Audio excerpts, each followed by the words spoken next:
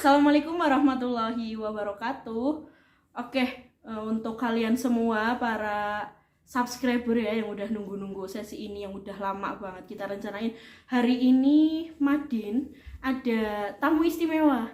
Go get everything Mother Earth transcends. Drop it on my car. Kalian udah lihat sendiri di profil Madin, ini namanya Mbak Faradiska Angelita. Biasanya tuh dipanggilnya beda banget teman-teman, dipanggilnya Kak Rizka ya. Nah ini beliau ini ngajar bahasa Arab. Kenapa bahasa Arab? Kayak tadi yang udah disinggung di awal, kalau beliau itu gelarnya udah LC teman-teman. Jadi dia udah pernah ke Mesir. Itu gimana ceritanya sih Kak? Kok kakak bisa sampai ke Mesir gitu? Ya, jadi itu sebenarnya sesuatu yang tidak direncanakan gitu ya. Karena dulu aku pernah bercita-cita untuk kuliah di Indonesia saja gitu, di Jakarta ada universitas cabang dari luar negeri juga, dari Saudi, ada Lipia namanya. Jadi dulu pernah bercita-cita sekolah di situ. Cuman gitu, ketika kita udah ikut daurah persiapan untuk Lipia ini, ada salah satu teman kita yang ngajak nemenin tes Mesir, Kemenak gitu. Karena dia sendiri, dari kita yang berapa ya, mungkin ber-8 orang gitu atau 10 orang, itu dia sendirian yang berniat untuk ke Mesir gitu. Jadinya kita ber-8 itu kita nemenin dia buat tes Mesir itu gitu di UIN Jogja dulu. Nah, ya pas tes kita, karena dulu tapi tetap kita mempersiapkan. Jadi kita tetap belajar untuk ke Timur Tengah itu gitu kan, karena malu ya kalau misalkan nggak lulus kayak gitu. Ternyata saya punya pikiran, kalau nanti ternyata saya nggak lulus sendirian kok saya malu gitu. Akhirnya saya belajar juga kayak gitu, ikut persiapan juga, mengerjakan soal-soal latihan sampai akhirnya tiba hari tes gitu. Saya udah kalau nggak keterima nggak apa-apa gitu. Tapi ternyata gitu, alhamdulillah gitu ya, Allah memberikan saya kesempatan di situ. Tapi awal-awal pun saya masih beneran nggak ya gitu, beneran ke Mesir nggak ya gitu, apalagi untuk memikirkan uangnya ya, persiapan uangnya banyak, harus jauh dari orang tua seperti itu, apalagi jauhnya itu bukan cuman antar pulau gitu, tapi antar negara gitu kan.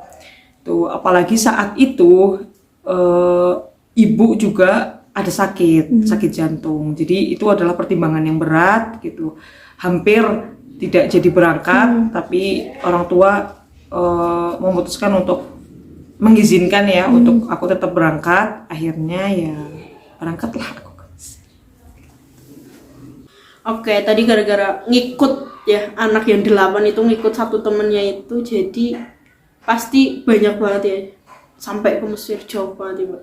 Nah di situ kan Mbak punya teman itu dari Indonesia sendiri Mbak, apa gimana? Maksudnya banyak teman dari Indonesia dari Jadi emang banyak banget teman-teman yang di sana gitu. Kita bahkan termasuk yang terbanyak ya di Mesir itu. Sama Malaysia lah kita lomba kejar-kejaran gitu jumlahnya gitu. Tapi banyak banget kan Mbak ini, karena udah kenal anak-anak dari berbagai negara, akhirnya banyak dong pengalaman-pengalaman yang menarik gitu. Tuh buat selama di sana apa deh salah satunya gitu pengalaman yang paling menarik menurut Mbak?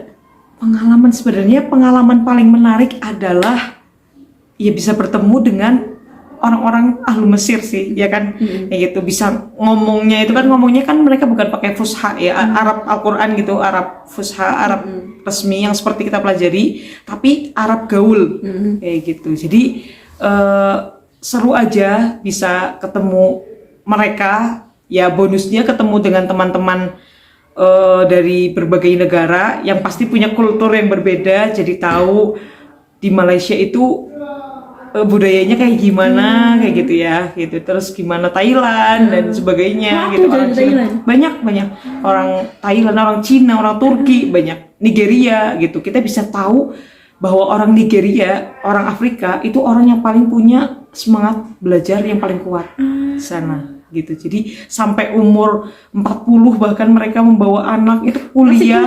Iya gitu. Jadi ya menarik, sangat menarik. Jadi punya semangat yang memang paling tinggi. gitu. Terus yang lain ada lagi nggak, Mbak? Dan pastinya ya kebanggaan bisa, pengalaman yang paling berharga adalah bisa belajar dengan masyayikh langsung ya.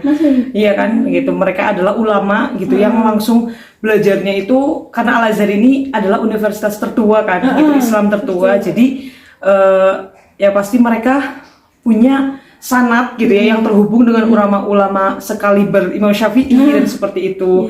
Jadi ya sangat berkesan lah gitu pastinya. Ya berarti belajarnya ini bukan kaleng-kaleng lagi, Mbak. Iya gitu, meskipun muridnya juga masih kaleng-kaleng ya. Tapi ngomongin orang tua ya, katanya dulu orang tuanya Mbak juga itu kepala Madin ya? Ya, pernah menjadi kepala. Bapak ya berarti? Iya, Bapak. Bapak Iwan. Bapak Iwan, Budi Siswanto. Jadi gara-gara Bapak itu jadi kepala sekolah di sini, Mbak akhirnya sekolah di Madin. Gimana tuh ceritanya? Mungkin dulu lebih ke karena teman-teman ya. Ya, teman-teman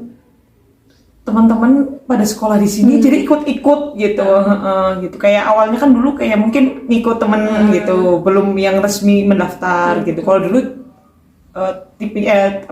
teknisnya kayak gitu. Terus akhirnya beneran ikut bener-bener pelajaran di Madin gitu sampai akhirnya.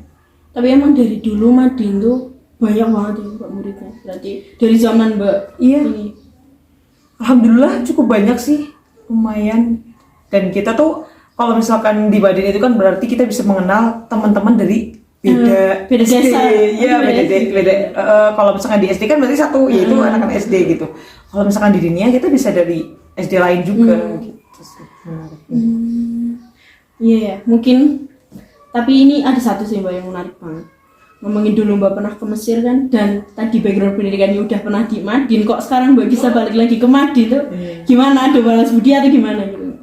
Jadi sebenarnya karena tahun ini itu aku belum berniat untuk S2 gitu. Jadi di sini memang memutuskan untuk di desa dulu gitu. Sembari di desa gitu. Ya aku pengen mengabdikan diri mungkin ya, mengabdikan diri apa yang amal usaha Muhammadiyah apa yang bisa aku bantu ya aku bantu kayak gitu. Seperti di sini ada Madin gitu ya aku bantu, kemudian ada pondok, insyaallah aku membantu gitu selama belum lanjut S2. Lanjut S2 gitu tadi. Kayak berarti akhirnya Mbak balik lagi ke Madin, dan anak-anak tuh kan zaman sekarang tuh emang beda banget ya Mbak, beda banget dari anak-anak zaman dulu, zamannya kita yang masih nurut-nurut banget, yang kalau cuma sholat langsung lari gitu. Tapi anak sekarang emang beda ya, anak sekarang tuh butuh perhatian ekstra. Nah ini selama Mbak jadi, berarti udah berapa bulan nih Mbak ngejar di Madin? Masih 1 bulan ya. 1 bulan aja. 1 bulan dengan anak-anak yang super tuh gimana perasaannya? Pastinya butuh kesabaran ekstra, dan sebenarnya karena aku lebih suka anak kecil gitu. Jadi kalau misalkan dibandingkan dengan mengajar anak-anak yang lebih besar gitu, aku lebih suka ngajar mereka karena mereka tuh polos-polos dan biasanya lebih aktif gitu. Jadi aku lebih suka. Itu sisi positifnya ya. Sisi positifnya tuh mereka masih suka bertanya apapun itu gitu. Jadi aku suka di situ. Tapi untuk nggak nurutnya gitu, masih pengen main-main di kelas gitu kan, kadang pengen enaknya sendiri, jam kos dan sebagainya, ya itu butuh treatment khusus gitu ya. Gimana kita nggak ngajarnya secara kaku tapi juga ada diselingi games kayak gitu pastinya. Tapi ya sukalah gitu, maksudnya senang bisa mengajar mereka gitu, karena jadi ini nggak sih kilas balik masa lalu gitu, kayak dulu aku diajarin kayak gini ya, kayak gitu. Jadi lebih seru. Tuh Mbak berarti ngajar khusus kelas 4 atau iya, khusus kelas 4? Kelas 4 karena tujuannya biar mereka kelas 4 itu udah matang bahasa Arab ya, mungkin percakapan, lebih ke percakapan nih gitu, gimana. Kalau kelas 1, 2, 3 kan mungkin kosakata. Betul. Oke, berarti Mbak ini termasuk satu-satunya ya guru Madin yang udah bergelar untuk saat LC ini. Untuk saat ini. Nih Mbak coba deh gimana sih? Ini ngomong bahasa Arab yang bener nih, yang enggak bahasa baku banget gitu. Ya. Teman-teman juga pasti pengen tahu ya. Oke, mungkin ajakan aja ya gitu. Gimana, karena kita udah tahu kalau bahasa Arab itu kan bahasa Quran ya, yang pastinya penting untuk kita pelajari. Hayya nata'allam bil lughatil arabiyyah di anna lughatul arabiyyah lughatul Quran, fa hayya nadrusu fi madrasah diniyah al-islamiyah likai na'rifu al-lughatul Quran jayyidan walikai nakun bil muslimina jayyid. Oke, buat kalian yang tahu artinya kalian bisa komen di bawah ya. Atau nanti kita bisa tulis ini di bawah ya. Buat kalian yang mau tahu nih sebenarnya tadi Mbak Rizka ini bilang apa ya. Nah, jadi itu ya tamu kita tadi Mbak Rizka ini, Mbak Faradiska Angelita LC, ya, guru Madin. Ini makasih banget ya Mbak Rizka udah datang ke sini, udah mau bagiin sedikit cerita menariknya selama kehidupan di sana dan selama tadi gimana cerita sampai kok tiba-tiba balik lagi ke Madin gitu ya. Makasih banyak ya Mbak Rizka, jasa gila ini sama-sama. Sama-sama. Terima kasih juga sudah mengajak sharing gitu. Nah, untuk teman-teman yang udah nonton, terima kasih and subscribe. Bye. Go get everything Mother Earth transcends.